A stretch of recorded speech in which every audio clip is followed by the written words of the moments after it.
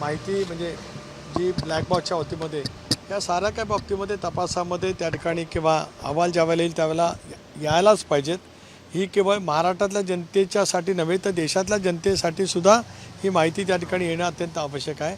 राष्ट्रवादी काँग्रेस पक्षाने ही ठरवलेलं आहे की या संदर्भामध्ये सुद्धा अधिक काय आपल्याला काय कारवाई करता येईल त्या दृष्टिकोनातून सुद्धा आम्ही सर, अजित पवारांच्या मृत्यूला 20 दिवस झाले, अद्यापही प्राथमिक अहवाल जो आहे तो समोर आलेला नाहीये.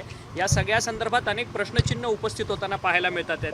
आजच दिल्लीमध्ये काही माध्यमांकडनं बातम्या आल्या की अजित पवारांच्या विमानातला ब्लॅक बॉक्स जो आहे तो जळालेला आहे, त्यामुळे त्यातला डेटा रिकव्हरी जो आहे तो होऊ शकत नाहीये आपल्या देशात, तर दुसऱ्या परदेशात तो ब्लॅक बॉक्स डेटा रिकव्हर करण्यासाठी पाठवण्यात येणार अशी माहिती जी आहे केंद्रीय हवाई उड्डाण मंत्र्यांनी दिली आहे. या संदर्भामध्ये सुद्धा तर सुरुवातीच्या दिवशी पहिल्याच दिवशी केंद्रीय मंत्री राम नायडूसुद्धा तिथे आले होते, मुरलीधर मोहोळ होते. त्यांनी त्या दिवशी चौकशीचे आदेश दिलेले आहेत. भारत सरकारने या बाबतीमध्ये एक स्वायत्त संस्था निर्माण केलेली आहे, त्यामार्फत चौकशी सुरू करण्याचं त्यांनी त्यावेळेला घोषित केलं. मुख्यमंत्री महोदयांनीसुद्धा CIDची चौकशी घोषित केली.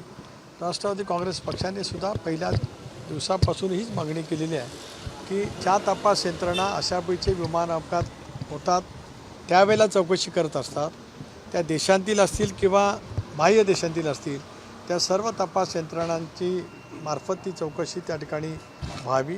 ती होत असतानाच जे काही शंका काही मुद्दे उपस्थित केले गेलेले आहेत त्याचीसुद्धा माहिती त्या संबंध तपास यंत्रणांनी घ्यावी, त्याचाही सखोलपणाने त्या ठिकाणी तपास करावा. आता आपण जे सांगतात ही माहिती म्हणजे जी ब्लॅक बॉक्सच्या बाबतीमध्ये या साऱ्या काही बाबतीमध्ये तपासामध्ये त्या ठिकाणी किंवा अहवाल ज्यावेळेला येईल त्यावेळेला यायलाच पाहिजेत. ही केवळ महाराष्ट्रातल्या जनतेच्यासाठी नव्हे तर देशातल्या जनतेसाठी सुद्धा ही माहिती त्या ठिकाणी येणं अत्यंत आवश्यक आहे. राष्ट्रवादी काँग्रेस पक्षाने ही ठरवलेलं आहे की या संदर्भामध्ये सुद्धा अधिक काय आपल्याला काय कारवाई करता येईल त्या दृष्टिकोनातून सुद्धा आम्ही पवार याच पद्धतीत रोहित पवार देखील खाजगी गुप्तहेर संस्थांकडनं या सगळ्या संदर्भाची चौकशी करणार असल्याची माहिती समोर येते. रोहित पवारांनी पत्रकार परिषद घेत आहेत बुधवारी. त्यांना पत्रकार परिषद घेण्याचा जरा एक मिनिट त्यांना पत्रकार परिषद घेण्याचा अधिकार आहे. त्यांना खाजगी संस्थांच्या मार्फत काय करायचं असेल तो त्यांना अधिकार आहे.